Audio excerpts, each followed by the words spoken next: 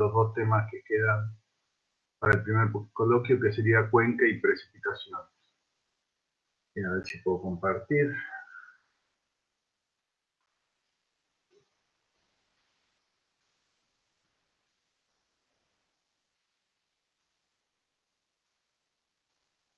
Bueno, todo esto, obviamente, como en los temas anteriores, están en los apuntes que están en el aula abierta, pero quiero hacerles algunos comentarios muy generales, conceptos muy generales para que vayan teniendo en cuenta. Bueno, el tema de cuencas es, como diríamos, el primer tema básico y fundamental dentro de lo que es ya la materia de hidrología 1. Es el primer tema histórico de cualquier curso de hidrología. Es importante tener en cuenta que, más allá de la definición, ¿qué es una cuenca? Pero para poder definir o tener idea de una cuenca, tenemos que primero considerar, pensar en un cauce cualquiera. Pensemos en un arroyo seco cualquiera del Pedemonte, o cuando van a la montaña, en cualquier lado, uno de los cauces que ustedes ven seco, y se paran en un lugar dentro de ese cauce. Dentro del arroyo seco ese se paran. Bueno, eso es el primer concepto que tienen que tener en cuenta.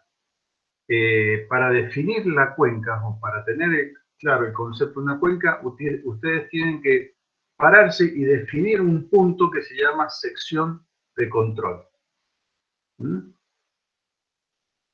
Ese punto en donde ustedes se pararon en el cauce, se quedaron quietitos ahí, si no lo definen, si no se paran en un lugar, es imposible seguir hablando de cuenca. Entonces, una vez que ustedes se pararon en ese cauce, ¿qué es la cuenca? Asociada a ese punto o a esa sección de control, siempre. La cuenca es la superficie, cualquier punto de la superficie en donde una gota de agua caiga y recorra, por donde recorra, termine pasando por donde ustedes están parados, termine pasando por esa sección de control. Todos esos lugares, esos infinitos puntos del área en donde una gota cae, cualquiera sea, y de cualquier forma, manera o tiempo, termina pasando por el lugar donde ustedes están parados, o el lugar o el punto de control, todos esos lugares donde puede caer la gota y termine pasando por ahí, todos esos lugares de esa sección de control. Ese concepto es fundamental. Entonces, pueden dar la definición de cauce, pueden dar la definición de cuenca, todo, pero es fundamental entonces tener en cuenta que para definir una cuenca hay que definir primero la sección de control donde yo estoy, de la que estoy hablando. Entonces, no tiene sentido, fíjense lo importante, no tiene sentido hablar de la cuenca del río Mendoza. Imaginémonos que el río Mendoza, para los que conocen un poquito, empieza en Punta de Vaca, allá en la montaña, camino a Chile. Pasa por Uspallata, pasa por Potrerillos, pasa después por Blanco Encalada, por la playita de Luján, por el dique Chipoleti, después pasa por acá por la ruta 40, ahí antes de cuando pasan la calle Luján. Después, si siguen, lo van a volver a encontrar en Palmira. El río Mendoza sigue, lo cruza el acceso sur, el acceso este, antes de llegar a San Martín, y así sigue, llega hasta las lagunas de Guanacache, en el límite con San Juan. Todo eso es el río Mendoza. ¿Cuál es la cuenca del río Mendoza? Y si no definimos el punto de control, la sección de control, el lugar donde estamos parados, no hay forma, no existe cuenca. Entonces, uno tiene que decir, la cuenca del río Mendoza, considerando el punto de cierre, o en Uspallata, tiene tal superficie.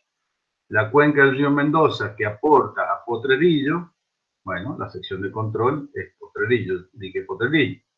La cuenca del río Mendoza que aporta a el dique Chipoleti, bueno, pero si no decimos una sección de control, no podemos hablar de cuenca. Ese es el primer concepto importante que tenemos que tener en claro. Bien. Recuerden que si quieren preguntar, hablan, preguntan y no hay ningún problema.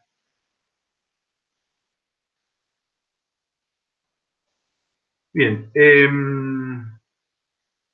Las cuencas en general, por supuesto, tienen, varían notablemente de una a otra y generalmente están caracterizadas por la morfología, o sea, lo que es el relieve, la red de drenaje, o sea, la cantidad de cauces que tiene, la forma, pero también está influenciada por el suelo y la cubierta vegetal. Vamos a lo largo de la clase rápidamente, vamos a ir con una de las cosas de estas características. Entonces, lo primero que se hace para poder, o sea, lo primero que se hace para definir la cuenca es definir la sección de control. Bien, terminando el concepto de cuenca y de sección de control, como veníamos hablando del río Mendoza. El río Mendoza, desde la laguna de Guanacache hasta la montaña, pasando Uspallata, tiene infinitos puntos del río. O sea que hay infinitas cuencas que se pueden definir a lo largo del río Mendoza, por ejemplo. Ese es el concepto final. Como segundo trabajo, segundo concepto que hay que manejar cuando se habla de cuencas, es trazar la divisoria de cuencas.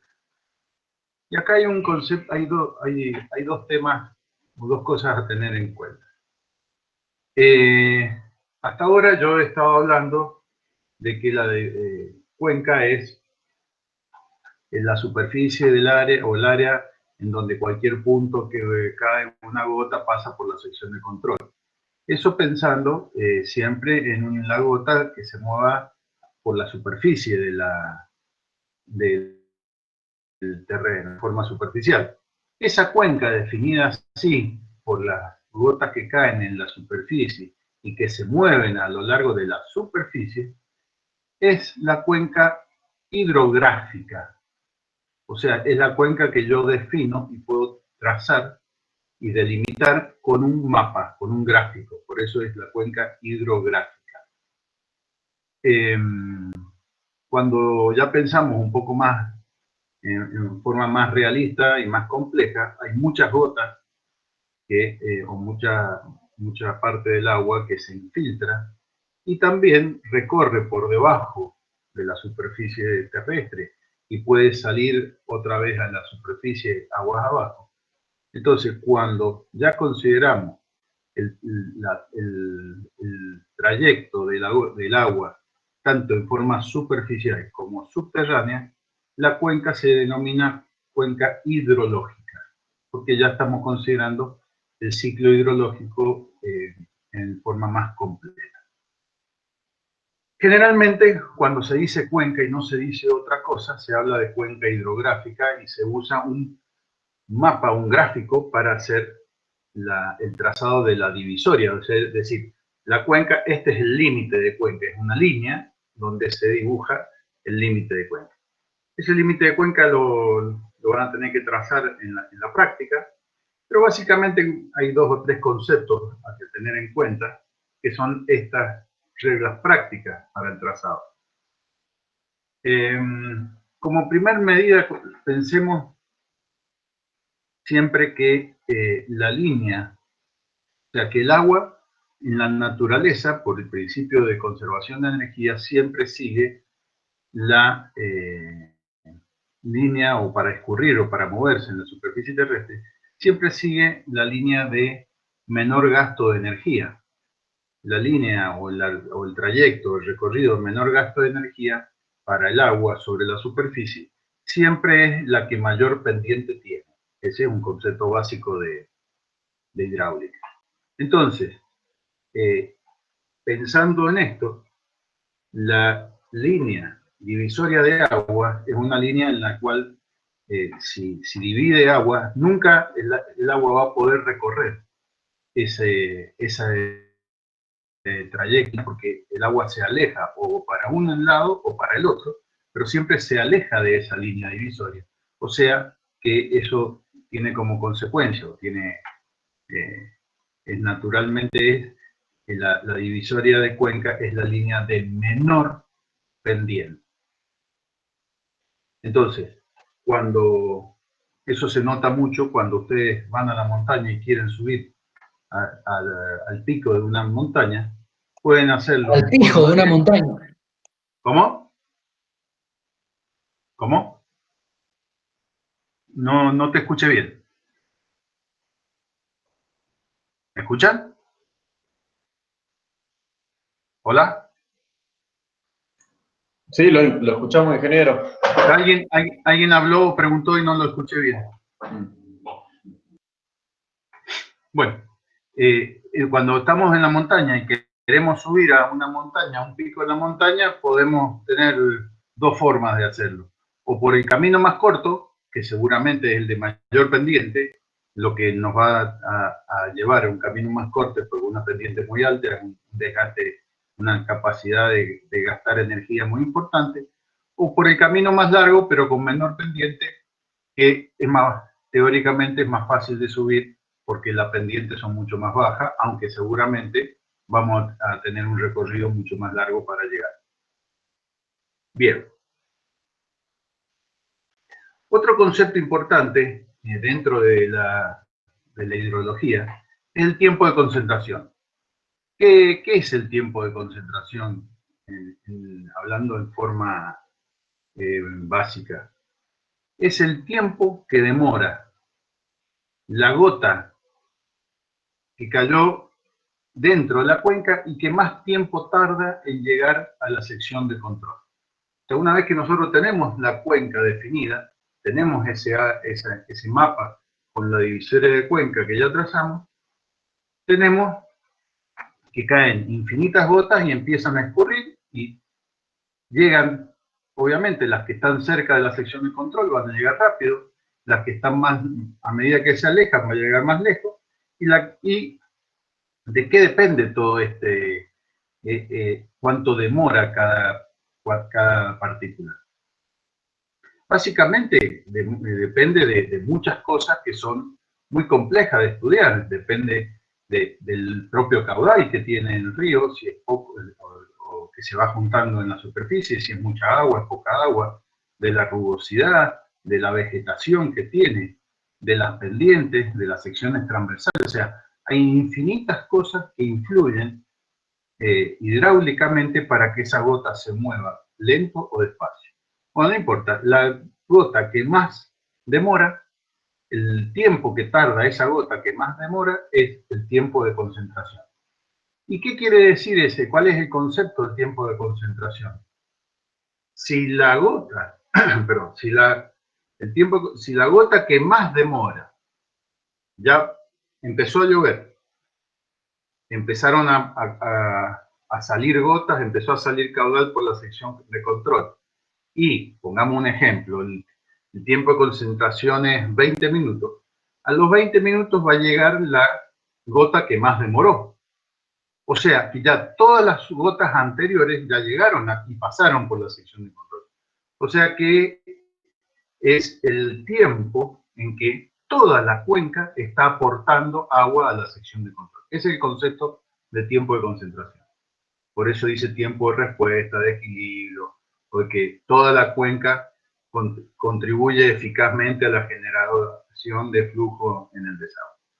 O sea, si llegó la que más demora, todas las otras ya llegaron y toda la cuenca está aportando. Y generalmente está muy relacionado con los caudales pico o los caudales máximos que puede tener que va a generar esa precipitación en la cuenca.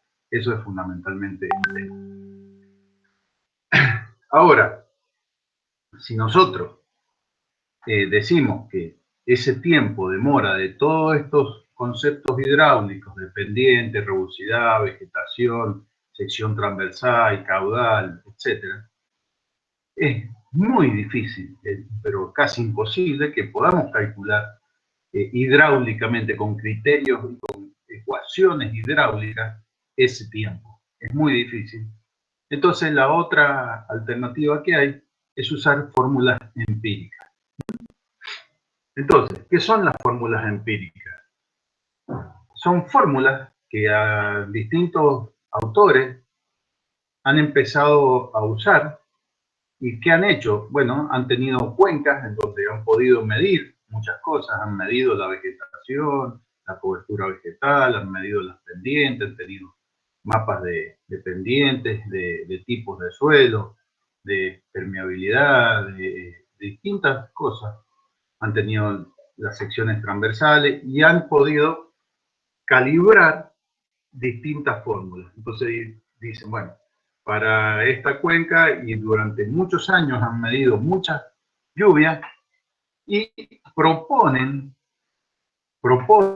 una fórmula y la validan y la van ajustando a medida que tienen más medición. O sea que básicamente son fórmulas que derivan de la experiencia que tiene un autor o un instituto o quien sea. Esas fórmulas están desarrolladas generalmente, obviamente el autor tiene que decir, bueno, esta fórmula está desarrollada para cuencas montañosas con pendientes promedios del 5, entre el 4 y el 10%, con una cobertura, o sea, tiene que dar características, porque si no uno no sabe si la fórmula que desarrolló un profesional o un instituto es aplicable o no a la ecuación, a la cuenca a la que yo estoy trabajando. Entonces, yendo a la parte práctica, estas fórmulas empíricas, ¿dónde las encuentro? Fundamentalmente en los libros de hidrología, ahí donde está el tema de tiempo de concentración, hay 2, 3 hojas llenas de fórmulas y en general dice la fórmula, dice los parámetros con las que hay que calcularlo, área, longitud, perímetro, pendiente, o sea, cada una tiene un parámetro distinto. De estas de áreas, longitudes y pendientes son clásicos, parámetros clásicos de la fórmula, y dice al lado a qué tipo de cuenca, en qué tipo de cuenca fue desarrollada esa ecuación, y uno cuando necesita aplicar una fórmula busca en los libros de hidrología para la cuenca que uno está trabajando, cuál es la fórmula que mejor se adapta. Ese es el concepto general que tenemos que tener. Bien. Nada del otro mundo. Entonces, recién hablaba de los parámetros básicos que se trabajan normalmente en una cuenca. Esto, siempre que hablemos de cuenca, estos parámetros básicos que están acá son, sí o sí, son los primeros que tenemos que lograr encontrar. Fundamentalmente, la superficie total de la cuenca, A. Siempre recordemos que esta superficie es la superficie plana, definida en un plano, y es la superficie plana. No es la superficie, si tuviera ahora un sistema de información geográfica con un modelo 3D de la cuenca, podría tener la superficie en 3D, pero no. Se sigue utilizando y se sigue usando por definición la superficie, la proyección plana horizontal. Luego el perímetro de la cuenca es otro dato básico que ya vamos a ver por qué es muy importante, porque la relación que hay entre perímetro y área nos da una idea bastante importante de la forma que tiene la cuenca. Después, la longitud del cauce principal. Hasta ahora no hemos hablado del cauce principal. ¿Qué es el cauce principal? Básicamente, el cauce principal es el cauce que recorre esa gota que más demoró. En la práctica, ya vamos a ver cuando veamos líneas isócronas, es el cauce más largo. Así que en general nosotros tomamos al cauce principal como el cauce más largo y que indudablemente es el cauce en donde se ha definido la sección de control. Si no, es imposible trabajar o poder trabajar en el modelo fuera de este concepto. La lógica indica que la sección de control debe estar dentro del cauce principal. Si no, no se puede definir la cuenta. Entonces, ¿alguien preguntó? Sí, yo, ¿se escucha? Sí. Es una consulta sobre otra cosa. Hay 2 alumnos que me dicen que no pueden acceder a la clase. A ver. Es que capaz que yo al tener compartido no... Ya te digo. Ah, sí, a ver. 1, 2. Sí, al tener compartida la pantalla no me aparecían los dos, pero ya están. Bueno, Gracias. No, gracias a vos.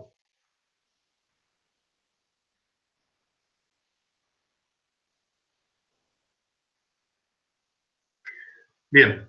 Entonces, otro dato importante es la cota o el punto más alto del cauce principal, y los otros dos valores importantes son las cotas máxima y mínima de la cuenca, que no tiene por qué ser la cota más alta de la cuenca la cota más alta del cauce principal, porque puede haber una montaña que esté mucho más cerca, más alta, y que el cauce principal tenga un recorrido mucho más largo.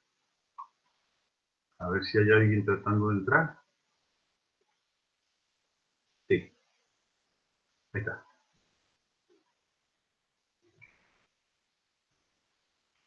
Bien. Perfecto. Entonces, hablando de forma, dijimos que hay una relación bastante importante que vincula el área y el perímetro. Pensemos que, Ainhoa, pensemos que la forma de la cuenca influye mucho en cómo va a escurrir y cómo va a ser el hidrograma de salida. El hidrograma es el gráfico que representa el caudal de salida en función del tiempo. Imaginémonos que si nosotros tenemos una cuenca muy circular, con muchos cauces cortitos, cuando llueva en esa cuenca, va a haber muchos cauces que aporten rápidamente y van a llegar rápidamente agua de todos los puntos, de todos lados, y ese hidrograma va a subir muy rápidamente y va a tener un pico muy rápido y después va a bajar. En cambio, vámonos al otro extremo, una cuenca. Imaginémonos siempre el mismo área para que no influya el tema del área. Que sea muy finita y muy larga, va a demorar mucho en llegar la última gota que cayó a varios kilómetros. Entonces el agua va a empezar a salir en forma lenta, va a salir, va a salir, va a salir, va a subir lentamente, va a tener un máximo cercano al tiempo de concentración y después va a bajar. O sea, va a demorar mucho, capaz que la cantidad de agua que sale es la misma en las dos cuencas, pero la forma en la que sale es muy distinta. Entonces, bueno, tengo virus dando vueltas por ahí. Entonces, aparecen estos índices de forma. Los índices de forma, insisto, no son valores con los cuales yo vaya a calcular directamente, pero sí ayudan mucho para darnos la parte conceptual de cómo va a funcionar la cuenca. El más importante, o el más rápido, el más usado es el índice de compacidad o el índice de Graveni, en donde básicamente el índice dice que es, el índice de compacidad es la relación entre el perímetro de la cuenca y el perímetro de un círculo que tiene el mismo área que la cuenca. Entonces, P, el perímetro de la cuenca, P0, el perímetro de un círculo, en donde el área de la cuenca y el área del círculo son las mismas. Recordemos que el círculo, yo fijo un área, 10 kilómetros cuadrados, por ejemplo, Puedo dibujar infinitas formas que tengan 10 kilómetros cuadrados. Ahora, ¿cuál va a ser la figura que menos perímetro tenga de todas esas figuras? Va a ser el círculo. Entonces, conceptualmente, si este perímetro, o sea, si estos dos tienen el mismo área, y este perímetro es el mínimo de todas las figuras que se pueden formar, ¿cómo va a ser siempre este índice de compacidad? Va a ser siempre va a ser mayor al perímetro del círculo. Entonces, el índice de compacidad es un índice que se mueve siempre por arriba de la unidad. Esta fórmula que está acá, esto que está acá, es una de las fórmulas que ustedes tienen que saber deducir, que no es muy complejo, pero es una de las fórmulas que ustedes tienen que saber deducir para, de todas las que aparecen en toda la materia, que son 2 o 3 nada más las que les pedimos que sepan. Bueno, esta es una. No hace falta que sepan de memoria, pero sí que la sepan deducir, pero es muy simple esta deducción que está acá. Es solamente reemplazar los valores de área del círculo y de perímetro del círculo, reemplazarlos acá y queda el valor del índice de compacidad. Hay varios índices, alejamiento medio, factor de forma, anchos, medios, etcétera, etcétera.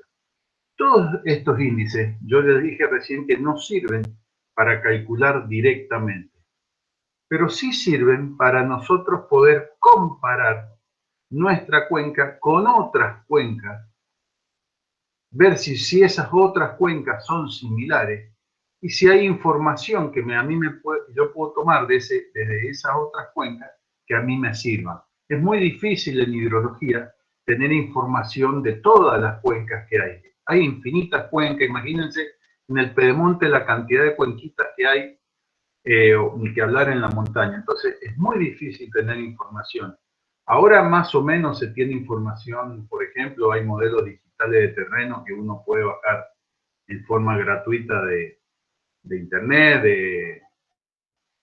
del Servicio Meteorológico Nacional, perdón, del Instituto Geográfico Militar o de distintos lugares a nivel internacional, pero eso no tiene más de unos años. Entonces, históricamente la información disponible era muy escasa. Entonces, estos índices siempre han servido para poder comparar información con otras cuencas, ver si esas otras cuencas tenían índices parecidos a mi cuenca y qué información de tiempos de concentración, de formas del hidrograma, un montón de datos que a mí me sirven para poder mejorar el conocimiento de cómo se va a comportar mi cuenca frente a una lluvia. Otro gráfico clásico que van a tener que hacer en la práctica es la cuenca ipsométrica. La curva ipsométrica, perdón. La curva ipsométrica es esta curva en donde uno tiene en ordenada, acá, J, y en abscisas, área. Pero fundamentalmente es importante ver que acá el 0 o la ordenada empieza en la altura mínima de la cuenca, acá, y termina en la altura máxima de la cuenca, por supuesto. Y que esto empieza en 0 área y termina en el área total. Y fíjense, el concepto es que para cualquier cota que yo defina, el área que me está dando es el área que está por encima de esa cota que yo acabo de definir. Verifiquémoslo. ¿Cuánta área hay por encima de la altura mínima? La altura mínima en la sección de control, el punto de salida. ¿Cuánta área de la cuenca hay por arriba de este valor? El total. Y así vamos para arriba, y si llegamos al otro extremo, ¿cuánta área hay por arriba de la altura máxima de la cuenca? Y si estamos en la altura máxima, no hay área por arriba de esa altura, es 0. Entonces, cualquier cota que nosotros definamos, por ejemplo acá, venimos hasta la curva, y esa área que me está diciendo acá es el área sobre la cota que yo acabo de definir. Ese es el concepto, y lo van a trabajar, lo van a ver en la práctica. Esta curva tiene distintas, es una curva puede dar muchas formas distintas, pero básicamente pueden encontrar en los libros este tipo de gráficos de curva isométrica, en donde vemos una curva como la A, que está por acá arriba, es una curva en donde la erosión todavía tiene mucho para trabajar, tiene mucho para comer, es una cuenca joven. La B es una cuenca mediana equilibrada y la C es una cuenca vieja, en donde ya prácticamente el río ha erosionado durante miles de años y queda muy poca zona para erosionar fácilmente. Bueno, estos son otros gráficos que van a ser en la práctica. Y otro concepto, otro gráfico muy clásico es el rectángulo equivalente, que también se trabaja y es fácil de definir cómo calcularlo. El rectángulo equivalente, ¿qué es? Es un rectángulo el que tiene igual área e igual perímetro que la cuenca nuestra. Este es un gráfico bastante útil para trabajar en hidrología urbana, en donde las cuencas tienen relaciones o tienen formas bastante rectangulares o de formas muy regulares. Entonces este gráfico o este valor sí tiene cierta aplicación práctica un poco más que los otros. Bien.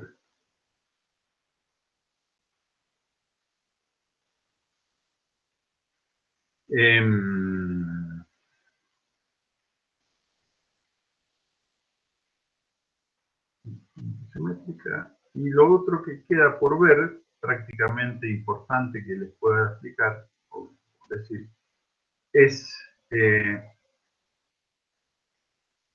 cauce principal. El cauce principal, ustedes van a hacer en la práctica un gráfico, que es esta línea llena que hay acá, y que se construye de la misma forma que se construye, o con el mismo concepto que se construyó la curva isométrica. O sea, para la altura mínima del cauce principal, que siempre es la sección de control, existe, por arriba de esa cota, existe el total del cauce principal. Para la altura máxima del cauce principal, en este caso, ¿qué longitud existe? Ninguna, cero. Entonces, cualquier cota que yo tome, me voy hasta la gráfica, bajo, y lo que me está dando es la longitud del cauce principal que está por encima de esa cota. Hay muchas fórmulas de tiempo de concentración que usan como parámetro de cálculo la pendiente del cauce. Entonces, es importante empezar a usar pendientes que realmente sean representativas de ese cauce. Porque fíjense lo que pasa con este cauce. Recordemos que estamos hablando de esta línea continua. Si yo saco la pendiente de este cauce como altura máxima menos altura mínima, o sea, delta H, dividido la longitud total del cauce, yo estoy sacando la pendiente. Pero ¿qué pendiente estoy representando? ¿Qué pendiente estoy sacando? Es esto, dividido esto, es la pendiente de esta línea de trazos que yo tengo acá, S0.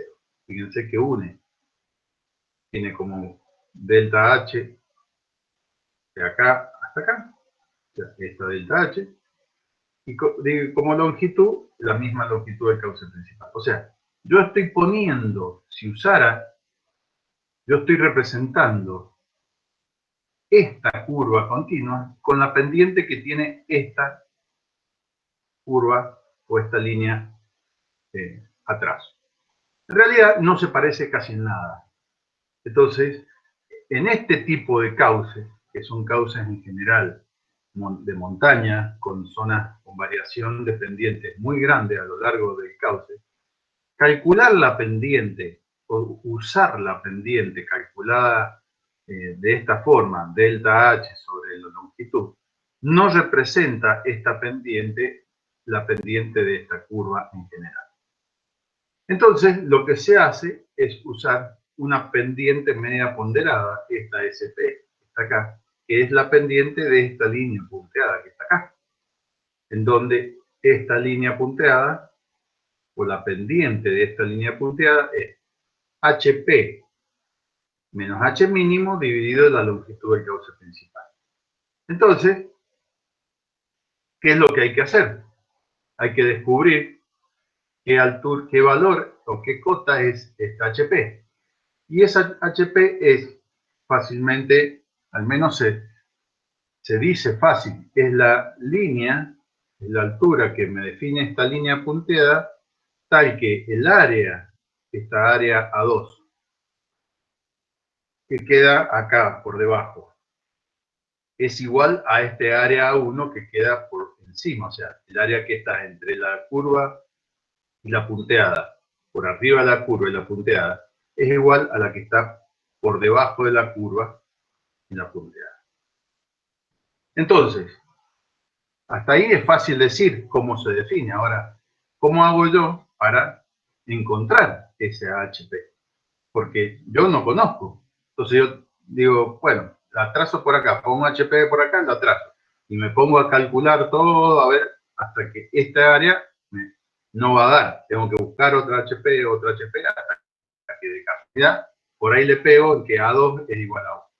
Bueno, eso sería la forma poco práctica de hacerlo. En la práctica van a ver el método para definir este valor HP rápidamente y poder trazar esta línea y que este valor SP es la pendiente media ponderada, que representa mucho mejor al cauce principal real que esta línea S0. Bueno, ese es el concepto, lo van a ver en la. Este tema de red de drenaje ya no lo damos y lo tomamos en el examen. En los apuntes porque han quedado hace unos años. Pero es importante llegar a este punto, que son las líneas isócronas. Entonces, fijémonos lo siguiente. Yo tengo esta cuenca. Yo tengo esta cuenca en donde el cauce principal seguramente es o este que llega hasta acá, o este que obviamente sale partiendo de la sección de control, lo voy buscando y debe ser o este que llega hasta acá o este que llega por acá, alguno de ellos. El tema es que nosotros dijimos que el cauce principal es el cauce que, o es la traza que recorre esa gota que más demora, o que demora el tiempo de concentración. El tema es que eso varía a lo largo de todo este cauce porque varían las pendientes, varía la rugosidad, varía la vegetación, varía la sección transversal, varía el caudal, etcétera, etcétera. Entonces, es muy difícil lograr trazar estas líneas. ¿Qué son estas líneas? Son las líneas isócronas. Y estas líneas isócronas son líneas en donde el tiempo de llegada de esta línea hasta la sección de control es el mismo. Desde este punto hasta la sección de control es el mismo que desde este punto hasta acá, hasta la próxima isócrona. O el gota que cae, por ejemplo, en cualquiera de estas líneas isócronas que cae por acá, de alguna forma llega hasta acá, tiene un tiempo y ese mismo tiempo demora en llegar hasta acá. O sea, son líneas de igual tiempo de llegada o igual tiempo de respuesta o de demora para llegar a la sección de control. Sería casi imposible trazar eso, porque si es difícil calcular el tiempo de concentración con criterios hidráulicos, menos los tiempos y poder graficar estas curvas. Entonces acá aparece un concepto o una simplificación importante, que es la siguiente. Si yo, a ver, volvamos a tiempo de concentración, era la gota que más demoraba. el cauce principal es el cauce que recorre esa gota que más demora. Pero yo tengo gráficos, yo tengo un plano en donde tengo curvas de nivel y graficado estos cauces, no tengo la isósceles. Entonces, sería fácil, en vez de trabajar con los tiempos, o sea, la gota que más lejos o que más demora o que más tiempo tarda en llegar, o el cauce principal es el cauce de la gota que más demora, sería fácil considerar la gota que más lejos cayó y el cauce más largo. Obviamente que para hacer este pasaje de tiempo a distancia, la única forma o la única variable que a mí me relaciona tiempo y distancia es la velocidad.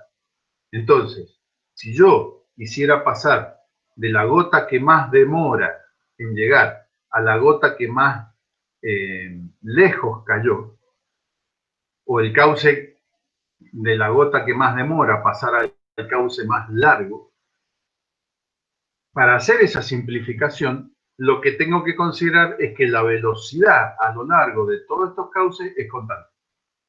Si yo considero esa simplificación, yo puedo, en vez de hablar de tiempo, puedo empezar a hablar de longitudes.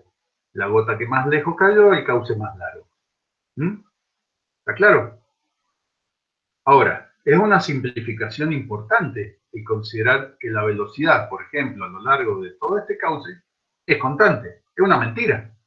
Y la realidad no pasa, ciertamente, pero no tenemos formas tampoco fáciles de calcular. Es casi imposible calcular las velocidades en cada uno de estos puntos. Pero ¿qué es lo que pasa? ¿Por qué esta simplificación de la velocidad constante a lo largo de todo el cauce podemos aceptarla y considerarla válida? Por dos razones. Primero, acá arriba, en los extremos de esto, supongamos que este es el cauce principal, acá arriba las pendientes en este punto son altas. Entonces, eso hace que pendientes altas hace que esa gota se mueva rápido, o sea que la velocidad tienda a aumentar. Pero en estos puntos de acá arriba, los caudales son chicos porque hay muy poca área que está aportando a él. Entonces, los caudales chicos hacen que las velocidades sean más bajas. Entonces, la pendiente hace que la velocidad aumente y los caudales hacen que la velocidad baje. Si nos vamos al otro extremo, acá, en este punto las pendientes generalmente son muchísimo más bajas que acá arriba, porque acá está la plena montaña y acá no. Entonces tenemos pendientes bajas que hacen que la velocidad disminuya. Pero acá tenemos el caudal total porque está toda la cuenca aportando, o sea que el caudal es alto, lo que hace tender a aumentar las velocidades. Entonces, lo que justamente acá, la pendiente aumentaba la velocidad y el caudal la disminuía. Por el contrario, acá la pendiente la baja y el caudal tiende a aumentarla. Entonces se compensa y podemos aceptar, de una forma bastante rudimentaria, que la velocidad a lo largo de todo este cauce es constante. Si nosotros aceptamos eso, directamente, ¿qué consecuencia tiene eso? Este es el cauce principal, que es el más largo, que el tiempo de concentración es lo que demoró la gota en recorrer este cauce principal. Entonces, yo puedo decir, bueno, si yo quiero trabajar ahora con modelos matemáticos, generalmente los modelos matemáticos y todo en hidrología se trabaja por delta T.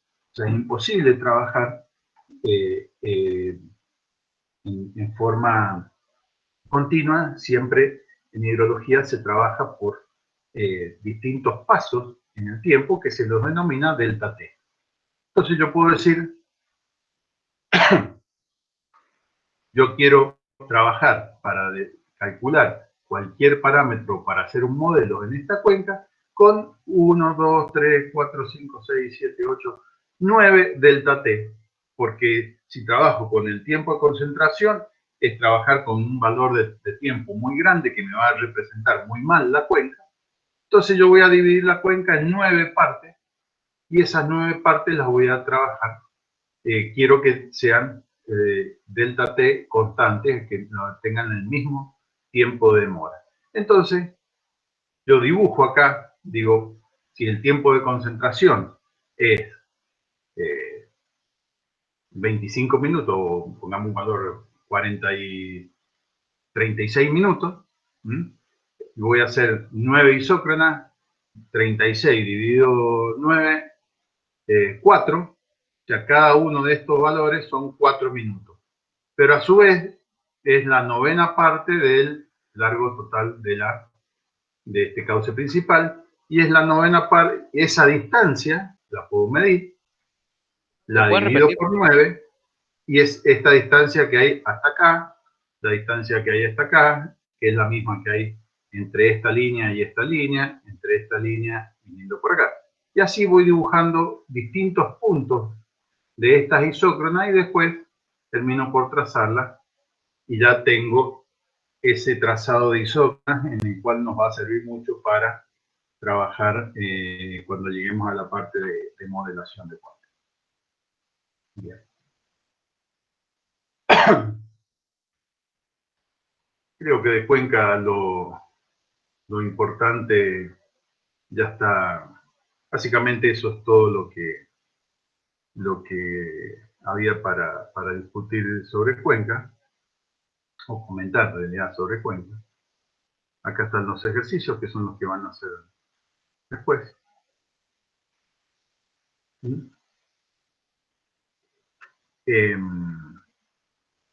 ¿Alguna consulta? Acá tienen un mapa como para que tengan idea de las cuencas de los principales ríos de Mendoza. Fíjense lo que les comenté del río Mendoza. Este punto que está acá, ahí, es el punto donde se forma el río Mendoza. Perdón, acá está borrado. El punto donde se forma en Punta de Vaca.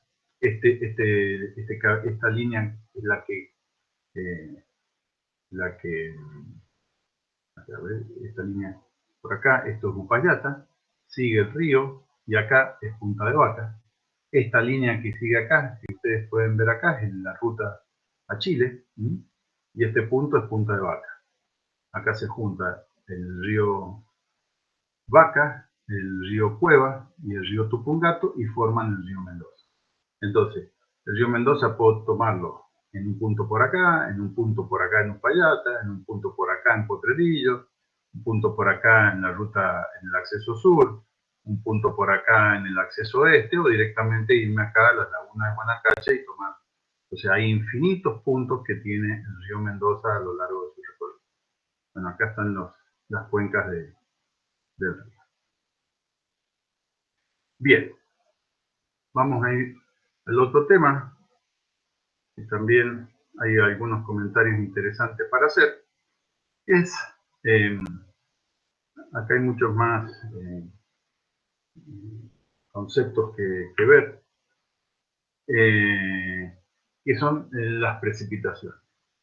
Básicamente las precipitaciones en general es todo tipo de agua que caiga sobre la superficie terrestre, no importa si es líquida o sólida. O sea, la nieve es precipitación, el granizo es precipitación, la lluvia es precipitación, y dentro de la lluvia toda la clasificación de distintos tipos de lluvia que vamos a ver, lluvia, llovizna, etcétera, son todas precipitaciones. O sea, cuando se habla en general de precipitación, se incluyen todas. Rápidamente, si uno está hablando de precipitaciones y no lo aclara, en general se piensa siempre en el agua líquida, porque también los que sigan en Hidrología 2, los que elijan cursar Hidrología 2, vamos a ver el tema de nivología, en donde específicamente se ve el tratamiento y las mediciones y todas las particularidades que tienen las precipitaciones sólidas. Pero en general es todo tipo de agua que cae. Lo que tenemos que tener, el primer concepto que tenemos que tener en claro con el tema precipitaciones, es que es un parámetro, un fenómeno muy variable, extremadamente variable a lo largo del tiempo y a lo largo del espacio. O sea, es imposible pensar, cuando uno habla de precipitaciones, si no se piensa, para trabajar bien, hay que pensar en dos ámbitos, tanto la distribución en el tiempo, cómo varía la precipitación a lo largo del tiempo, pero aparte es fundamental pensar en cómo varía la precipitación en el área, en el espacio en donde uno está. O sea, fíjense ustedes, piensen un poquito en una tormenta de invierno, las clásicas tormentas de invierno nuestras, en Mendoza, que tenemos poca, pero por ahí tenemos. La clásica tormenta de invierno es una tormenta o una lluvia en donde prácticamente todo el cielo está cubierto de nubes, son frentes fríos que entran del sur y que prácticamente está cubierto, no se ve ningún espacio sin nubes, son lluvias muy débiles, con muy poquita lluvia, a veces ni siquiera alcanza a mojar mucho, y que demoran varias horas. Ese es un tipo de lluvia que nosotros le decimos lluvia de invierno para Mendoza. Es más, muchas veces se cubre todo, se tapa de nubes y no cae ni una gota de agua, pero si llueve, normalmente son lluvias muy finitas, o sea, muy débiles, de muy poca precipitación, de muy poca cantidad de agua que cae, y que demoran y que tienen gran extensión, porque se ven nubes prácticamente en todo hasta el horizonte se ven nubes, o sea, tienen una distribución en el tiempo de varias horas, con una distribución en el espacio también muy amplia. Por el contrario, pensemos en una tormenta de pleno verano. Las tormentas de pleno verano básicamente son tormentas que se forman rápidamente, cuando por ahí sentimos el viento y el olor a lluvia, decimos, che, va a llover, y a la media hora está lloviendo, a los 15 minutos está lloviendo. Son tormentas muy concentradas, suele pasar, y muchas veces pasa hasta con el granizo, de que cae granizo en donde estoy yo y vas a una cuadra más allá y el granizo no existió y la lluvia tampoco. O sea, la distribución en el tiempo son mucho más cortas, de duración mucho más chica, en un espacio mucho más reducido, básicamente porque están formadas esas precipitaciones por nubes cumulonimbus, que las vimos en la clase pasada, que fíjense después, vuelvan a verla, son nubes muy altas, son nubes que pueden tener hasta 15, 16 o 17 kilómetros de altura. Son nubes que desde donde empiezan, normalmente a unos 2000 metros, ahí empieza la nube y empieza a generarse esa nube que es como una chimenea muy alta. Si esa nube, esa chimenea tiene 9000 metros, generalmente 8, 9000, 7, 8, 9000 metros, es una tormenta que generalmente produce lluvias nada más, no genera mayores problemas, pero ya cuando pasa los 12.000, o sea, los 12 kilómetros de alto, genera precipitaciones importantes, muy fuertes, y ya empieza en general a tener granizo, y si pasa esa altura, sí o sí tiene granizo y genera inconvenientes muy graves en toda la parte agrícola. O en las mismas casas, hay tormentas de granizo que parten tejas de todos los techos, o sea. Pero la distribución en el tiempo son muy acotadas, difícilmente duren más de 45 minutos, una hora, no como las otras que demoraban capaz que 1 o 2 días. Y el espacio que ocupan es un espacio muy, muy acotado, de muy pocos kilómetros. Insisto, capaz que acá está lloviendo, o en Dorrego está lloviendo, y voy a San José y no está lloviendo, o voy al mismo Dorrego, 10 cuadras más allá, y no ha llovido.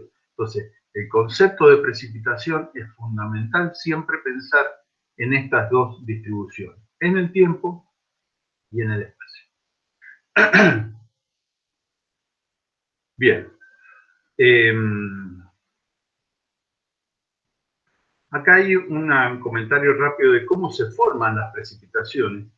Básicamente recordemos que las precipitaciones se formaban, por lo que vimos la clase pasada, conceptualmente es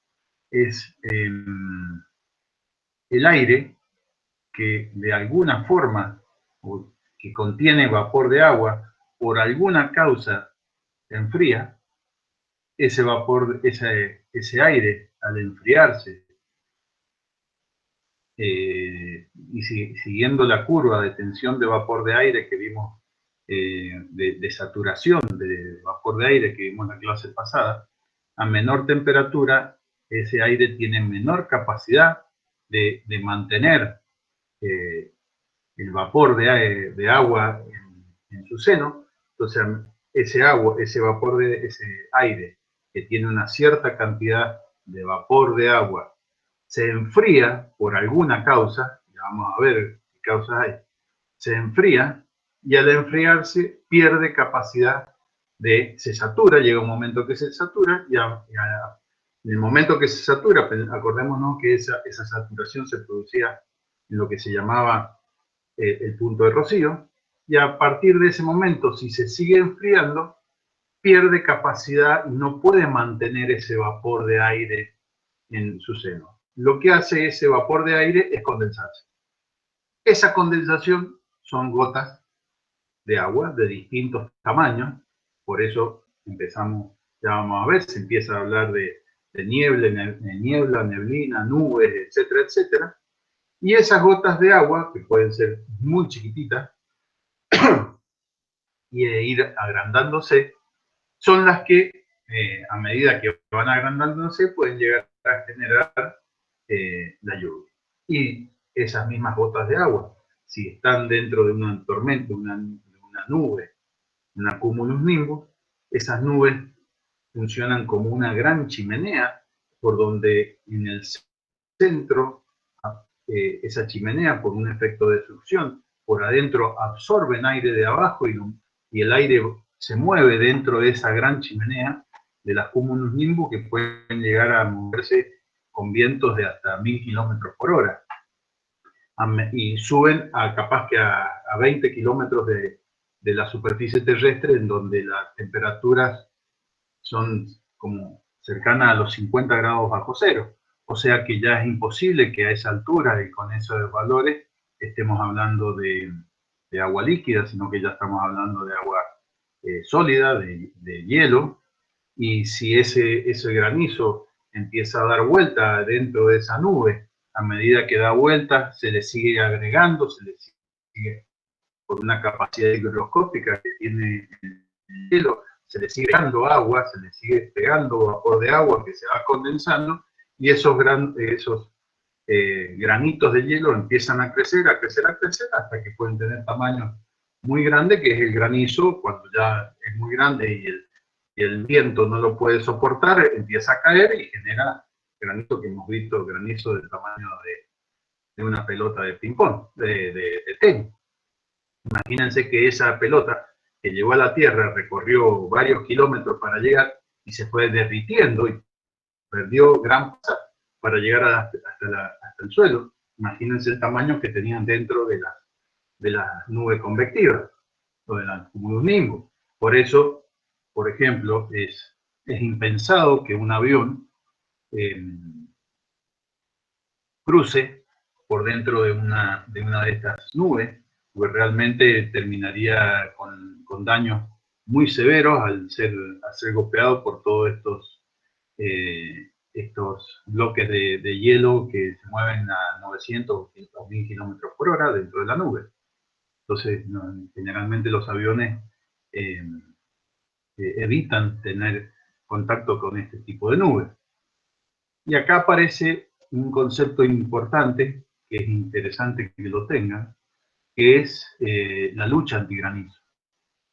Hemos dicho, las precipitaciones en general se forman porque el aire tenía una cierta cantidad de vapor de agua, se enfrió, generalmente porque asciende, perdió capacidad, se saturó y aparte, si sigue enfriando, empieza a condensar esa cantidad de vapor de agua excedente por arriba del nivel de saturación y se empieza a formar las gotas de agua o hielo.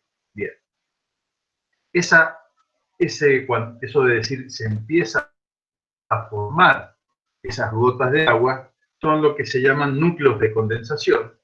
Los núcleos de condensación es cualquier partícula de tierra, de polvo, de cualquier cosa que pueda estar dando vuelta en la nube. Tienen una capacidad de que cuando empiezan a formarse estas pequeñas partículas que se condensan de agua, se pegan fácilmente al polvo, a la tierra, al patito o cualquier partícula que esté dando vueltas en la nube o cerca de la nube. Esas partículas se llaman núcleos de condensación. Bien, ¿cómo se relaciona con esto la lucha antigranizo? Históricamente, la lucha antigranizo se hacía con una red de lanzamisiles rusos que había a lo largo de toda la provincia. Todavía existen varios de esos lugares, en donde se le tiraban misiles a las nubes. Y la creencia popular era de que se le tiraban misiles, esos misiles explotaban adentro de la nube y rompían el hielo. Entonces hacían que el hielo o que el granizo, en vez de ser grandote como una pelota de tenis, se rompiera y fuera más chiquito, entonces cayera más chiquito.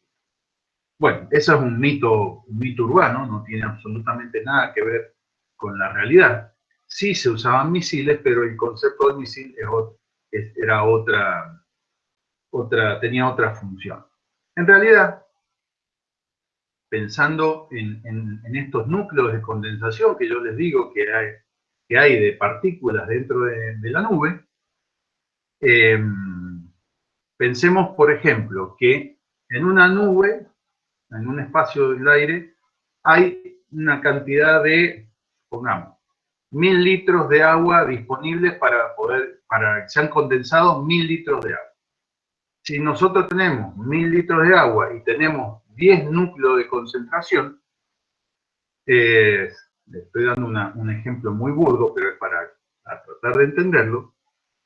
Si tenemos 10 núcleos de concentración y hay 1000 litros de agua que se ha condensado, en cada núcleo de concentración, en promedio, se van a pegar, o cada núcleo de concentración va a tener como 100 litros de agua que con esas temperaturas van a ser 100 litros de hielo en 10 núcleos de concentración. O sea, van a ser 10 núcleos de concentración con 100 litros de agua cada uno. Imagínense una cosa muy grande. Entonces, la lucha antigranizo no es bombardear esos 10 núcleos de concentración de 100 litros de agua de hielo muy grande. La lucha antigranizo lo que hace es, antes de que se empiecen a formar estas gotas y estos bloques de hielo, meter dentro de la nube núcleos de concentración. Entonces, los misiles, o ahora los aviones, que tienen un sistema parecido a las bengalas que se usan en la cancha, o en las bengalas que se usan en distintos lugares, o a la torta de cumpleaños, lo que hacen es explotar y diseminar dentro de la nube un polvo que se llama yoduro de plata, que lo que hace es que en vez de haber 10 núcleos de condensación que había antes, yo bombardeo la nube y ahora hay, por ejemplo, 100 núcleos de condensación. Entonces, dijimos, 1000 litros de agua para que sea condensado. Y en vez de formar 10 bloques de hielo, forma 100 bloques de hielo. En vez de formar 10 bloques de hielo de 100 litros cada uno, forma 100 bloques de hielo de 10 litros cada uno. O sea, hay mayor cantidad de bloques, pero más chicos. ¿Eso qué hace? Que achica el granizo, distribuye más la cantidad de agua disponible en muchos núcleos de concentración, el granizo es más chico y cuando cae o se derrite en el camino o cae con un tamaño mucho más chico y no produce daño. Eso es el concepto de lucha antigranizo. Bien. Acá hay un ejemplo de por qué se enfría o cómo se forman las precipitaciones.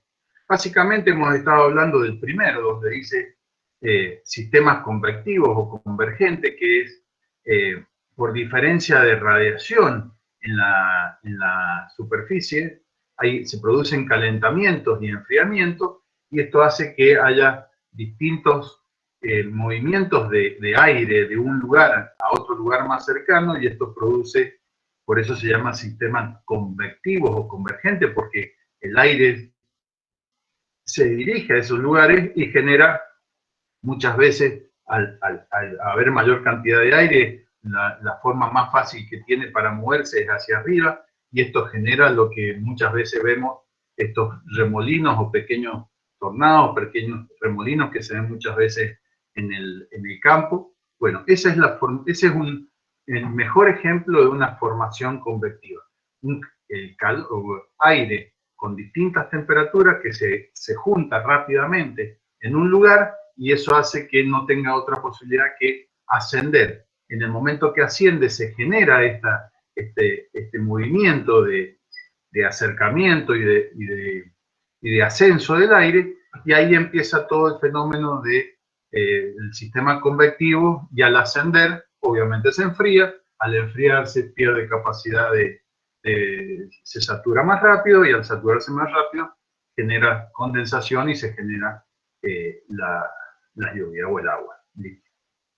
Y el otro concepto básico es, en vez de por sistemas convectivos, por barreras orográficas, que quiere decir que cuando el aire se mueve, choca contra la montaña, al chocar contra la montaña asciende, y cuando asciende se enfría y pierde capacidad de mantener vapor de agua y se genera la condensación. Esas son las dos formas básicas que hay de formación de precipitación.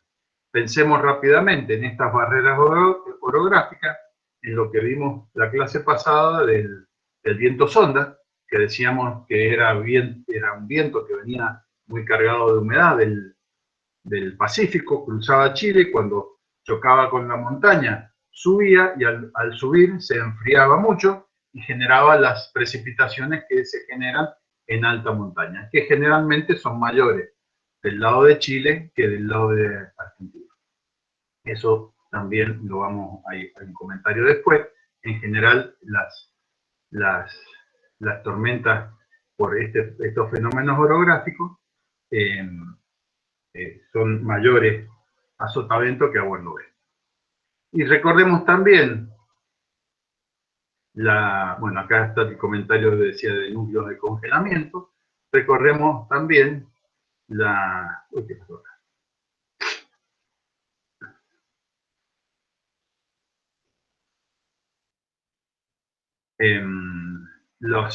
otras lluvias que habíamos visto que se formaban, ya sea por frente frío o frente caliente, que es cuando una masa de aire, si es una masa de aire, se mueve a lo largo de un territorio. Si es una masa de aire frío, esa masa de aire frío se mete por debajo del aire caliente que está quieto. Ese aire caliente, al subir, porque se está metiendo por debajo del frío, al subir se enfría y genera precipitación. Y después estaba el frente frío o el frente cálido, que era una masa de aire cálida que se mueve a lo largo de un lugar donde el aire está más frío.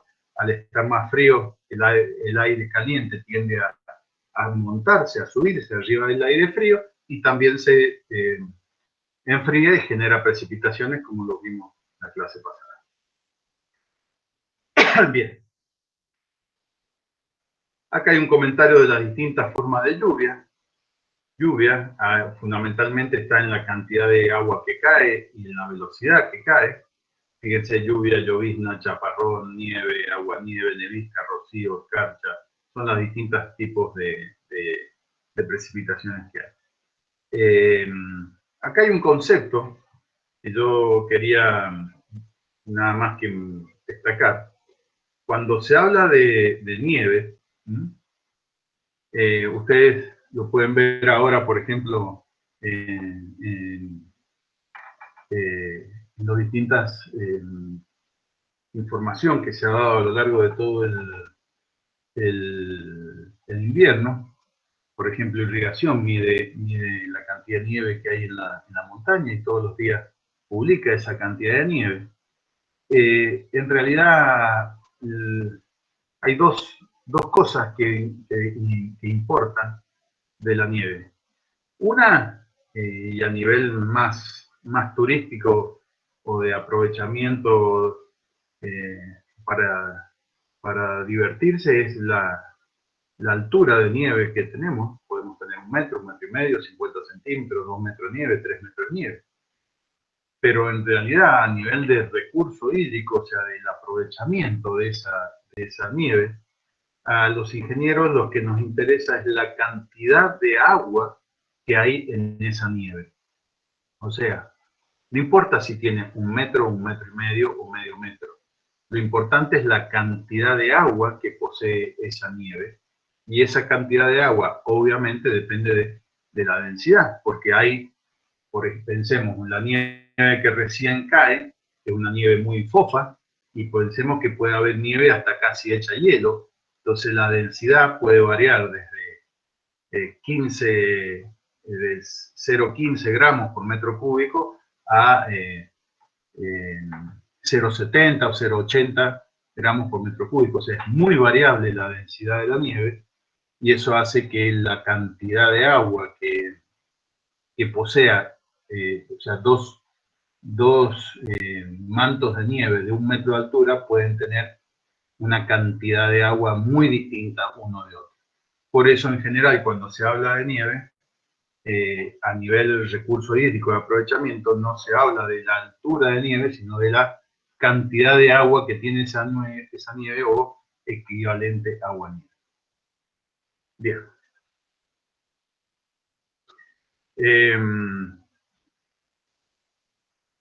La lluvia, en general, en los países latinos, se mide en milímetros de altura de agua, que es una simplificación de lo que pero es equivalente a lo que se usa, por ejemplo, en los países anglosajones, en donde se habla de un volumen sobre una superficie.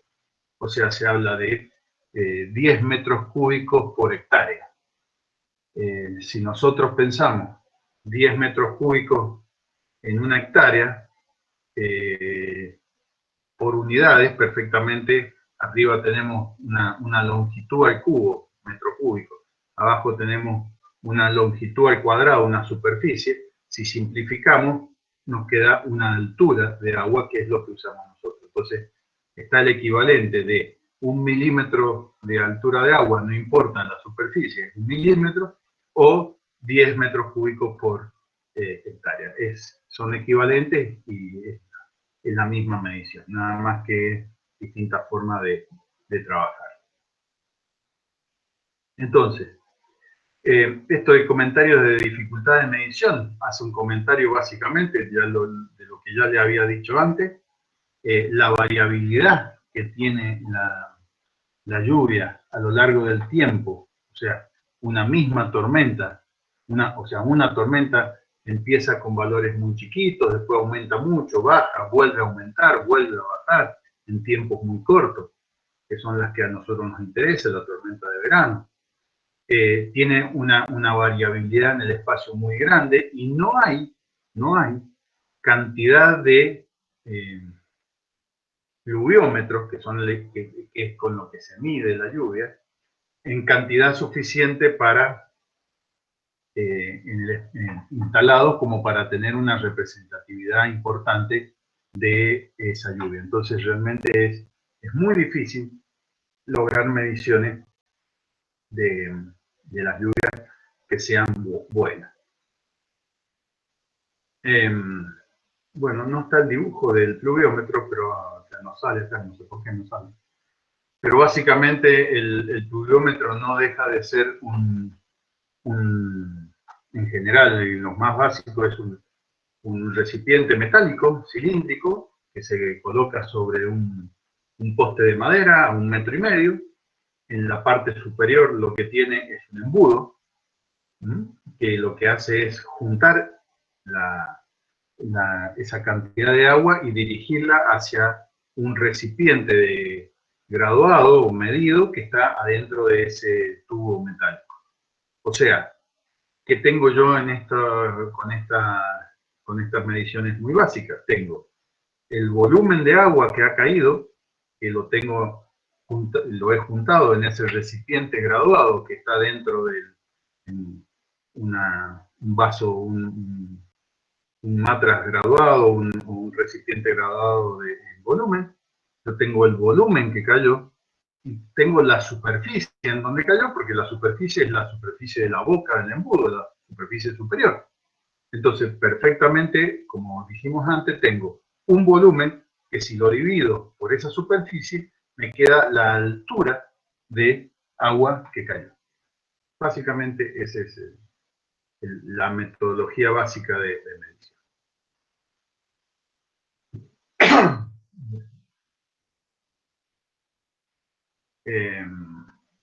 Hay distintos pluviógrafos. Los pluviógrafos básicamente son el aparato que grafica la ¿Qué altura variación. quedaba?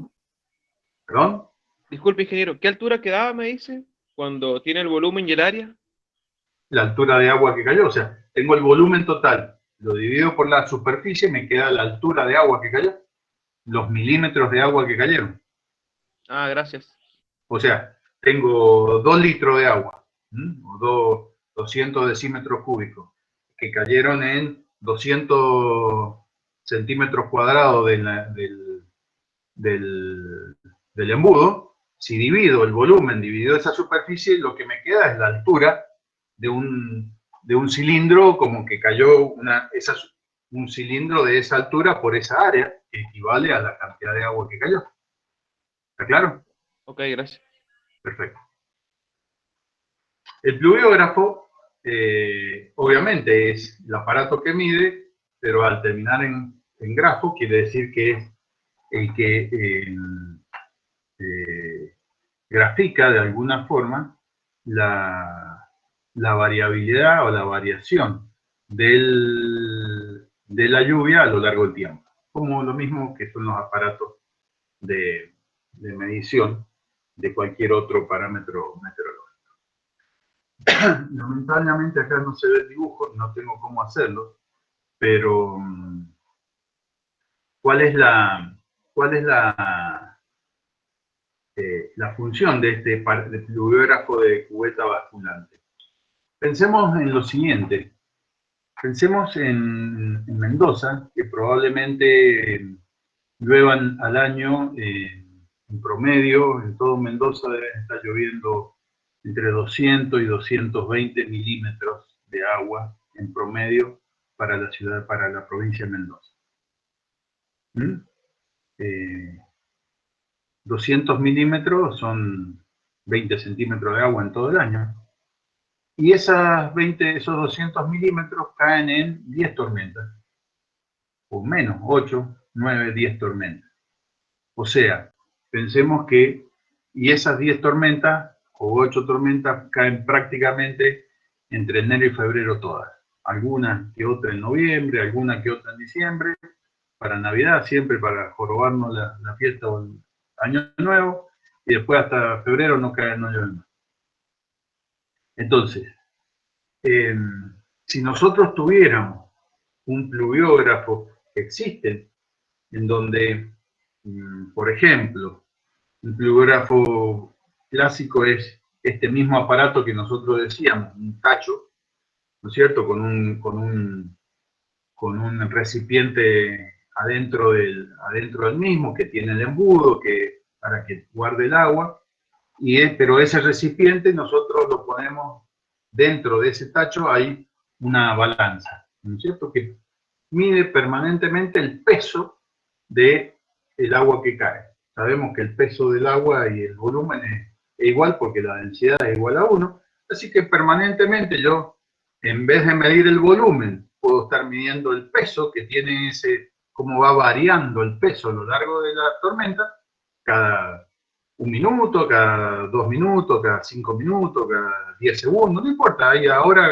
digitalmente se puede medir en una balanza electrónica el peso al delta T que yo quiera. Yo voy midiendo la variación de ese peso y tengo cómo varió la cantidad de agua que cayó en función del tiempo. Ese es otro pluviógrafo clásico. Ahora, pensemos que esa balanza es una balanza digital que está midiendo, por ejemplo, cada medio minuto, cada 1 minuto. Y mide cada 1 minuto siempre. Pero llovió hoy, y la próxima lluvia, que hoy es 15 de enero, la próxima lluvia se produce el 20 de febrero o el 10 de febrero. O sea, pasan, por ejemplo, 15, 20 días sin lluvia, en donde la balanza estuvo midiendo cada 1 minuto y guardando esa información, que en realidad lo que guarda es el mismo valor, 0, porque no llovió. Entonces ¿qué me queda? Me queda una gigantesca base de datos, muy precisa, con mediciones cada 1 minuto, pero llena de ceros. La gran mayoría son ceros porque llueve muy poco. Entonces, en zonas donde llueve de esa forma, como Mendoza, que generalmente son las zonas áridas, desérticas, medir de esa forma tiene el grave inconveniente de que ni que hablar cuando se produjo la última lluvia de febrero y la próxima lluvia es en noviembre de ese año, pasan 8 meses pidiendo cada 1 minuto 0. Entonces me queda una gigantesca base de datos de 0. Eso es algo realmente, digamos, poco práctico a nivel informático y a nivel hidrológico. Entonces, ¿qué es lo que se pensó? Se inventó el pluviógrafo de cubeta basculante. Les pido que lo busquen, el gráfico lo tienen en los apuntes, pero la idea ¿cuál es?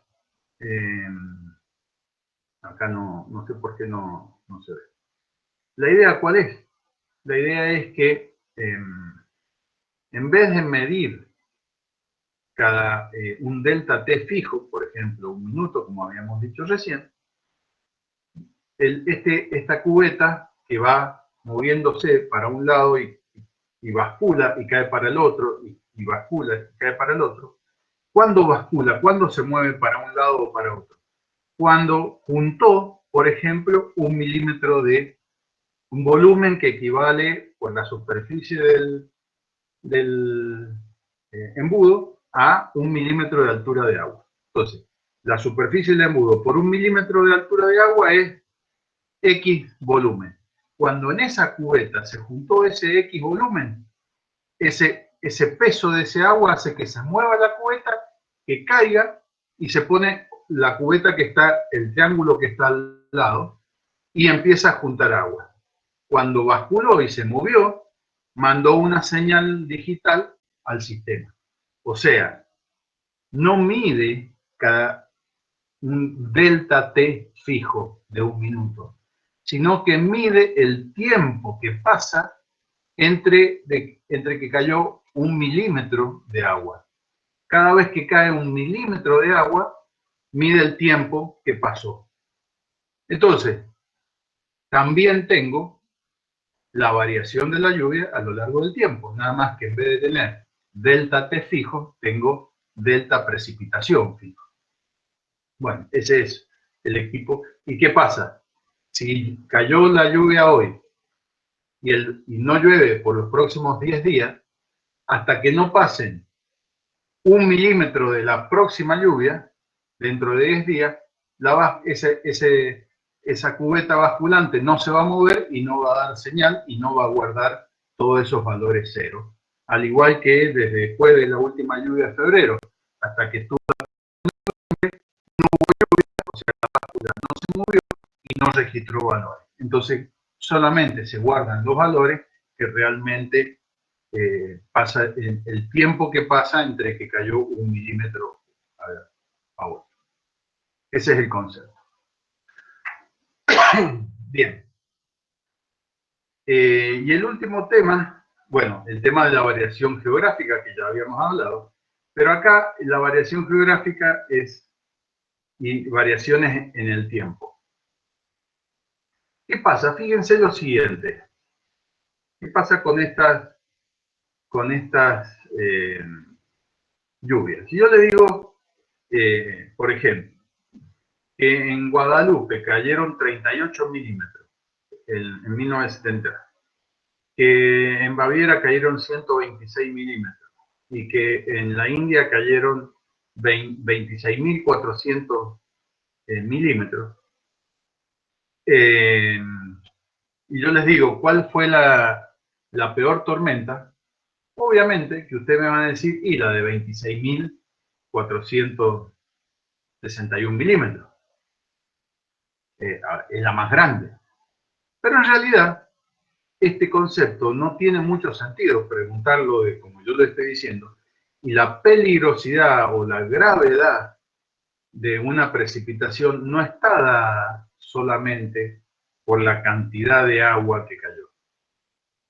Es fundamental asociar este valor a el tiempo en el que cayó ese valor. O sea, que caigan 38 milímetros en 1 minuto es como es estar directamente abajo de una cascada de la catarata del Iguazú directamente. O sea, realmente la capacidad de destrucción que tiene esta lluvia en ese tiempo es grandísima, a pesar de que antes eran solo 38 milímetros. Pero si no decimos en el tiempo en que cayeron esos 38 milímetros, no podemos darnos idea de la peligrosidad o gravedad de la tormenta. Y fíjense que estos 26.000 milímetros cayeron en un año. Por supuesto, es muchísima agua, no digo que no, pero probablemente esta cantidad de agua no sea tan destructiva como esta otra.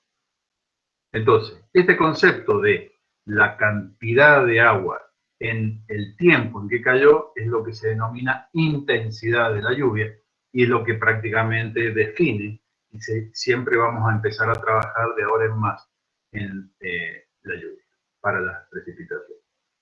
En el Gran Mendoza tenemos este registro, fíjense ustedes, del 19 milímetros en 5 minutos y la más fuerte que ha caído en cuanto a precipitación, 89 milímetros en 70 minutos. Fíjense que en este caso, 19 milímetros en 5 minutos han estado cayendo casi 4 milímetros por minuto. 4 milímetros por minuto, 6 por 4, 24, son 240 milímetros en una hora, que generalmente es la relación de tiempo a la que se lleva, en milímetros por hora. O sea, esta precipitación produjo una lluvia de 240 milímetros en la hora. Y esta de 89 milímetros en 70 minutos, prácticamente estamos hablando de 1 milímetro 1,2, 1,3 milímetros por minuto, o sea que estamos hablando de casi 70 milímetros en la hora, que es prácticamente 4 veces más chica que esta otra que está acá arriba, en cuanto a intensidad. O sea que esta tormenta seguramente generó inundaciones, generó roturas, generó caudales, picos en los cauces aluvionales, etcétera, etcétera, mucho más grande que esta. Entonces es más peligrosa, más destructiva esta tormenta que esta. Depende también de muchas razones, dónde cae, cómo cae, si había llovido o no había llovido. Fíjense que esta tormenta cayó el 14 de febrero del 90 y cayó 2 días después de otra tormenta muy grande que se había generado, que esta tormenta de 50 milímetros en 30 minutos son 100 milímetros en la hora. Entonces, esta tormenta, si cayó en la misma zona donde cayó esta otra, el suelo ya estaba mojado, el suelo ya estaba saturado, etcétera, etcétera, y genera inconvenientes mucho más grandes. Ni que hablar estas dos que cayeron en el mismo día y seguramente en la misma tormenta. Cuando llovió una, ya la otra había terminado y cayó, o probablemente la misma medición. Bien. Entonces, concepto básico, la peligrosidad o los valores de tormenta de precipitaciones que vamos a empezar a trabajar en general son la intensidad, o sea, la cantidad de milímetros, el volumen de agua que cayó en un cierto tiempo, que generalmente para países como el nuestro es milímetros por hora.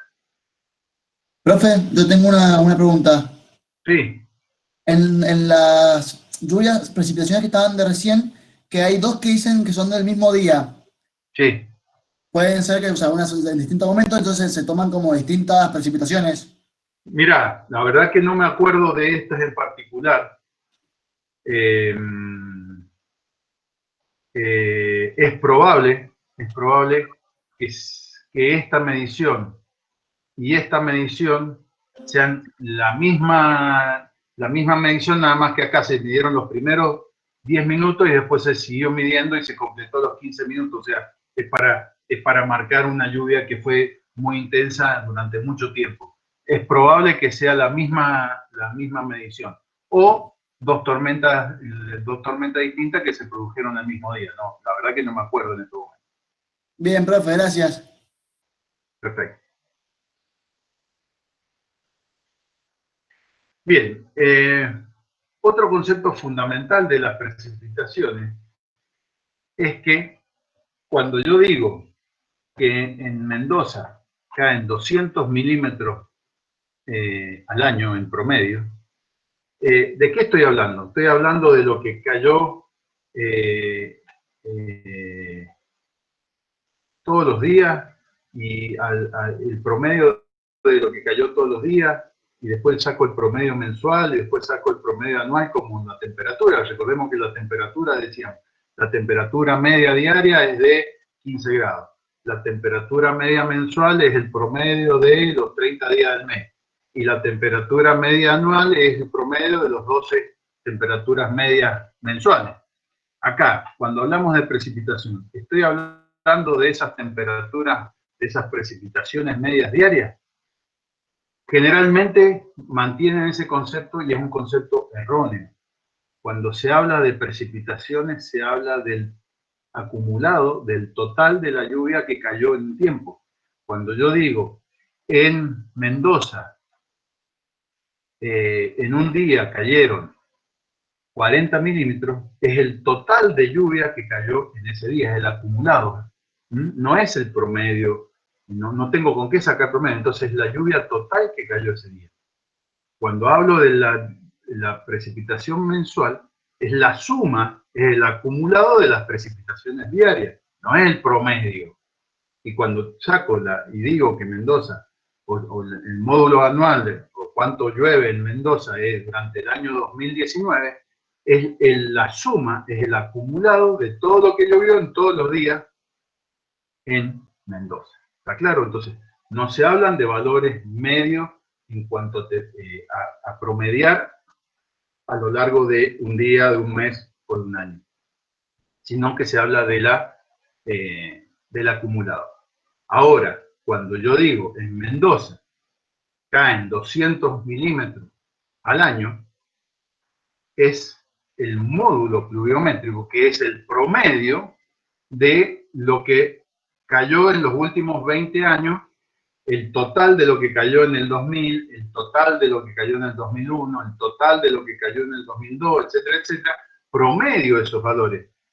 Saco una precipitación promedio para el año, pero es el promedio del acumulado de cada año. Entonces, cuando se habla de precipitaciones, siempre hay que pensar en el acumulado, en el total de la lluvia que cayó en el tiempo, ya sea en el día, en el mes o en el año. Después, si promedio, listo, pues yo puedo sacar la precipitación media de enero para Mendoza. ¿Y cómo calculo la precipitación media de enero? Agarro los últimos 30 de enero, veo cuál fue el total de la lluvia que cayó en cada enero y lo promedio. Entonces saco el promedio de lluvias de enero, pero estoy promediando los totales de cada mes de enero de esa serie. ¿Está claro? Ese es un concepto muy importante que generalmente confunden, porque es la única variable meteorológica en donde se usa el acumulado, el total, y no el valor medio.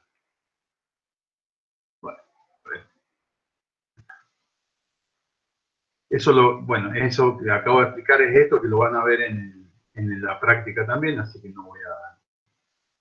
Esto es lo mismo que he dado recién. Bueno, y después hay uno o dos gráficos característicos. Está lo que se llama el pluviograma, en donde yo grafico la lluvia a lo largo del tiempo. Está la curva de masa, o sea, el pluviograma grafico los milímetros que hay caído de lluvia a lo largo del tiempo. Después, generalmente en lo que es precipitaciones, siempre todas las gráficas no se hacen con una línea continua en general, sino que se grafican en función de delta T. ¿Y qué valores de delta T se toman? ¿O cómo elijo yo el valor de delta T para la gráfica en precipitación? Bueno, la lógica indica que la gráfica o el delta T que yo grafico, es decir, cuánto cayó en los primeros 5 minutos, en los segundos 5 minutos, en los terceros 5 minutos, en los cuartos 5 minutos, o 15 minutos, o un día. ¿De qué depende de que la duración del delta T? Básicamente depende del tipo de tormenta de la que estoy hablando. Y el delta T siempre va a ser una subdivisión de ese tiempo total característico que me pueda representar en forma medianamente razonable la lluvia. O sea, si yo tengo en Mendoza las lluvias convectivas, que de acuerdo a lo que ha estudiado el Centro Regional Andino, duran un promedio de entre 45 minutos y una hora, y tomo delta T de 45 minutos, básicamente voy a tener una sola barra que me representa toda la lluvia y no me da las características de cómo varió esa tormenta a lo largo de los 45 minutos. Entonces, sería más razonable tomar, por ejemplo, delta T de, supongamos, 15 minutos. Bueno, si tomo delta T de 15 minutos, al menos voy a tener 15 minutos, 15 minutos y 15 minutos. Se va a tener 3 barras. Es una mejor representación, pero tampoco es una representación precisa o me da idea de cómo varió esa lluvia o esa intensidad a lo largo del tiempo. Entonces, parece razonable tomar delta T de 5 minutos, de 10 minutos, múltiplo de 5, si es 45, tendrá que ser 5. Entonces, tendré la lluvia representada por 9 delta T de 5 minutos por 9 barras, que cada una dura 5 minutos, y yo puedo ver cómo varió la tormenta a lo largo del tiempo. Entonces, generalmente, ahora, ¿qué pasa si yo estoy, en vez de trabajando en Mendoza, estoy trabajando en el Amazonas, donde las lluvias duran 2 meses y grafico cada 5 minutos? Y puedo llegar a volverme loco de la cantidad de información que tengo y no gano nada. Pierdo tiempo, pierdo capacidad de cálculo, pierdo capacidad de representación. Entonces, en el Amazonas, durante las lluvias que duran 2 meses, probablemente el delta T razonable sea de 10 días o 15 días, cosa que sería impensado para Mendoza. Entonces, el delta T que se utiliza para cualquier trabajo de precipitación está directamente relacionado con la duración de la precipitación o de las tormentas, digamos, características de una zona y una cantidad de valores razonables que a mí me permitan ver la variación en el tiempo y que no sean tantos, una cantidad tan grande que me genere una pérdida de tiempo en el cálculo que una innecesaria para cualquier tipo de trabajo. Bien. Bueno, creo que lo que queda lo van a ver en la práctica, que sería el cálculo de precipitación media en una cuenca. Esto de curva, intensidad, duración, frecuencia lo vamos a volver a ver cuando veamos, no lo vamos a ver ahora, lo vamos a ver cuando veamos el tema de estadística, porque está muy relacionado con el tema de la recurrencia y la probabilidad de ocurrencia. Bueno, muy bien, esto no sé ni qué hora es. Ya llevamos casi 2 horas, pero estos son varios conceptos básicos que he tratado de darle sobre estos 2 temas, y cualquier duda vemos de tener consulta en forma virtual o con cualquiera de los integrantes de la cátedra. Muy bien. ¿Alguna duda? Bueno, se los dejo, Marian y Sara, ustedes ya vean el tema de la práctica. Sí, la práctica ya está subida en video, está el trabajo práctico modelo y está el trabajo práctico que les ponemos para que ellos resuelvan y Perfecto. cualquier duda nos pregunten en consulta. Bueno. La semana que viene, en principio habría mesa, si hay alumnos ¿Otra inscritos. vez? Oh, qué locura eso, por Dios. Y la otra semana hay coloquio, para lo cual los chicos ya, digamos, tenemos la metodología que está subida ahí en la página. Va a ser individual, hay una letra. El lunes 12 es feriado, creo. Sí, pero esto es el martes. Claro, por eso. La semana que viene es 6 y en teoría habría mesa, si tenemos alumnos. Y pasamos el coloquio para la semana, para el 13. Por lo cual, bueno, ahí lo que vamos a hacer es eso. Un cuestionario individual, un ratito con cada uno. La letra sorteada con la que arrancamos en cada coloquio. Así que lo bueno sería también, ahora que están todos acá, que nos escriban en realidad, porque no tenemos lista todavía efectiva de los alumnos. Marian, yo tengo otra conferencia, otra videoconferencia, ¿me salgo? Sí. Nos vemos, saludos a todos. Chao, profe, saludos. Chao, profe. Hasta luego, ingeniero. Chicos, ¿cómo les va? No sé si la ingeniera está por ahí, pero bueno, si no, les hablo un ratito yo. Mándenme, en todo caso, para poder ir armando, tenemos una lista que fue de una preinscripción que creo que muchos hicieron con el centro de estudiantes, pero para nosotros confirmar, por las dudas que nos haya quedado alguien fuera de esa lista, hasta que sean las inscripciones oficiales, que creo que son también la semana del 13 de octubre. Claro, por eso. Mándenme un mensajito a través del aula abierta, así yo reconfirmo esa lista para armar el tema del coloquio, para mandarles el link después para que sigan con el horario de inicio y la letra de inicio y todo eso que vamos a armar con la ingeniera Rodríguez. De todos modos, voy a publicar, la semana que viene seguramente vamos a publicar la lista que nosotros tenemos para confirmar, y si ha quedado alguien afuera, que nos avise, ¿sí? Hagamos así.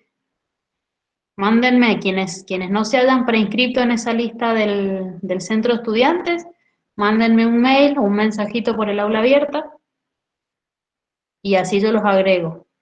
Y la semana que viene, después del día de mesa, por ahí el jueves, yo ya subo la lista que haya terminado de filtrar, y si todavía queda alguien que no esté en esa lista, me vuelve a avisar, así el día del coloquio tenemos a todos los que haga falta, a todos los interesados en regularizar, ¿sí?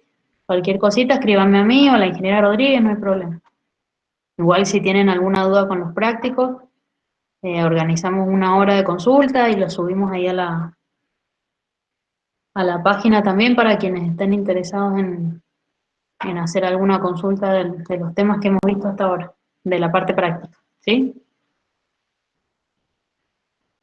Bueno, por ahora no sería nada más. Cualquier cosita vamos a estar en contacto. Entonces, la semana que viene no va a haber clase en principio. Si tenemos alumnos para rendir, no... Disculpe, Sí. ¿qué día tiene consulta usted?